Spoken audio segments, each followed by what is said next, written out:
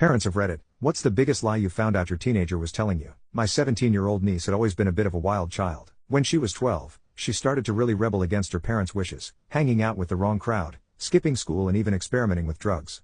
Her parents tried their best to help her, but nothing seemed to work until they decided to lay down the law and grounded her for 3 months when she was 14. Surprisingly enough, this strict punishment actually worked and my niece straightened up her act, getting good grades again and behaving well even after the grounding was over. Fast forward 2 years later, it's Christmas time and my wife and I were visiting our niece's house for dinner since we hadn't seen her in almost a year. When we arrived at their house around midday on Christmas Day though, we were shocked to find out that our niece wasn't there. Her boyfriend told us that she had gone on a skiing trip with some friends from school to celebrate one of their acceptances into medical school, but something about it didn't seem right. My wife asked him for more details about the skiing trip but he couldn't provide any, so naturally both of us got suspicious AF. We called our niece multiple times but she wouldn't answer either, so eventually we just decided to wait until she came back home later in the evening, which thankfully happened around 7 p.m. when it started getting dark outside.